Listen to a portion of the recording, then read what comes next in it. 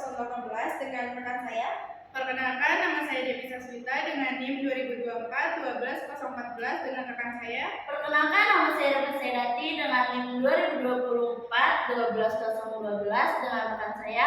Perkenalkan, nama saya Dendra Fatifah dengan NIM 2024-12011. Kami dari kelompok 1 akan mempresentasikan PPT kami yang berjudul Inovasi dalam Bisnis. Oke, kali ini kita akan membahas PPT Inovasi dalam Bisnis. Inovasi dalam bisnis itu membahas tentang pentingnya bisnis di dalam dunia usaha yang terus berkembang pada saat ini. Selanjutnya yaitu latar belakang. Di dalam dunia bisnis berubah sangat cepat di teknologi dan globalisasi. Selanjutnya persaingan semakin ketat dan inovasi menjadi kunci bertahan dan berkembang.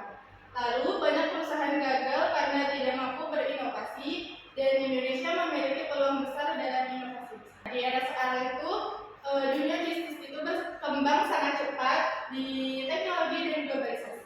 Selanjutnya persaingan semakin ketat. Selanjutnya di perusahaan harus terus berinovasi di dalam dunia bisnis supaya tidak terketinggalan dengan usaha yang lain.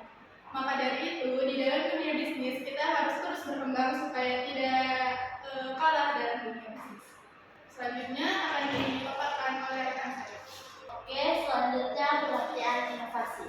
Inovasi adalah menciptakan atau memperbarui sesuatu yang bernilai. Bukan hanya ide, tapi implementasi nyata. Perbedaannya, kreativitas itu menghasilkan ide, invensi itu penemuan baru, dan inovasi itu penerapan ide, jadi nilai ekonomi. Jadi inovasi itu bukan cuma ide baru, tapi ide yang benar-benar diterapkan dan mempunyai nilai. Jadi perbedaannya, kreativitas itu ide, invensi itu penemuan, inovasi itu penerapan yang menghasilkan manfaat-manfaat. Jenis inovasi. Yang pertama inovasi produk atau layanan baru. Yang kedua inovasi proses. Inovasi proses itu cara produksi lebih efektif. Yang kedua inovasi proses. Inovasi proses itu cara produksi lebih efisien. Yang ketiga inovasi model bisnis. Itu cara menghasilkan keuntungan. Yang keempat itu inovasi pemasaran. Itu strategi promosi baru. Yang kelima inovasi organisasi itu perubahan struktur dan budaya kerja. Jadi ada beberapa jenis inovasi yaitu yang pertama produk, yang kedua proses, yang ketiga model bisnis, yang keempat pemasaran, dan organisasi. Jadi semua ini penting untuk perkembangan perusahaan. Oke, baik, selanjutnya itu adalah tingkatan inovasi. Di sini itu ada incremental yaitu perbaikan kecil atau bertahap. Yang kedua adalah radikal yaitu perubahan besar atau revolusioner, dan ketiga itu ada disruptif atau menggantikan sistem lama. Contohnya itu seperti Gojek. Gojek itu termasuk ke dalam disruptif. Kenapa? Karena kita menggantikan sistem lama yang tadinya kita cuma nemuin ojek pangkalan kan, tapi sekarang kita ada sistem Gojek yang dimana kita bisa akses itu dari handphone kita, jadi kita nggak perlu ke pangkalan lagi. Jadi dimanapun kita bisa ambil ojeknya ke kita gitu, tanpa kita harus ke pangkalan lagi gitu.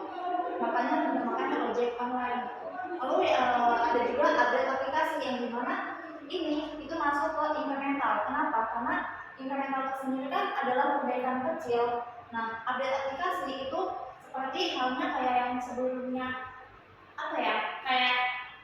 yang sebelumnya cuma ada beberapa fitur itu kita update aplikasi gitu, entah update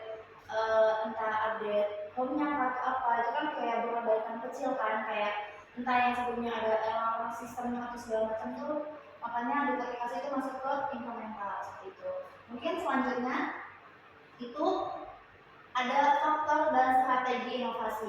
Nah, yang pertama itu ada faktor pendorong. Faktor pendorong itu ada teknologi, persaingan, perubahan konsumen, dan globalisasi. Lalu yang selanjutnya ada strategi. Strategi itu ada budaya inovasi, investasi, R&D, kolaborasi, lalu ada agile, dan startup. Nah, Mungkin itu aja, nanti selanjutnya akan dilanjutkan oleh rekan saya. Selanjutnya di sini ada studi kasus. Studi kasus terdiri dari beberapa bagian. Yang pertama ada Apple, yaitu inovasi produk dan ekosistem, di mana Apple ini pastinya ada pembaruan setiap tahunnya. Nah, dari contohnya HP atau laptop yang ada inovasi setiap tahunnya. Selanjutnya ada Gojek, super app dan dari masalah sederhana. Contohnya yang seperti yang dibilang dengan rekan saya tadi, sekarang kita kalau misalkan mau pesan ojek, itu kita tidak perlu ke pangkalan lagi, yaitu kita cuma bisa scrolling dari rumah gitu. Jadi ojeknya nanti udah nyampe sendiri di depan rumah. Selanjutnya BRI, inovasi layanan digital yang menggunakan aplikasi Brimo atau Briling. Nah, di sini kita kalau misalkan mau narik tunai atau stop tunai itu kita nggak perlu menggunakan kartu lagi, jadi kita bisa cuma menggunakan layanan di HP doang gitu.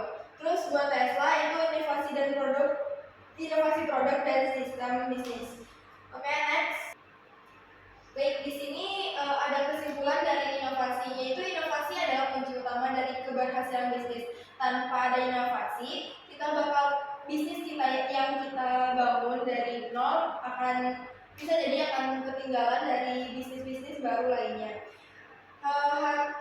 Selanjutnya harus dilakukan terus-menerus, seperti yang saya bilang tadi, biar kita tuh gak ketinggalan oleh perkembangan zaman. Next, tidak hanya teknologi tapi juga strategi dan budaya.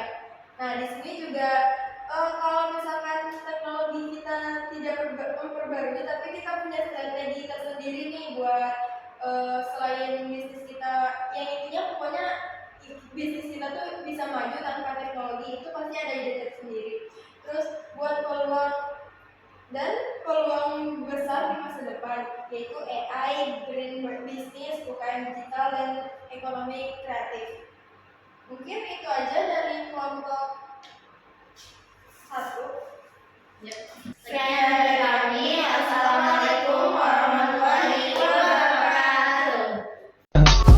I just had to let you know you're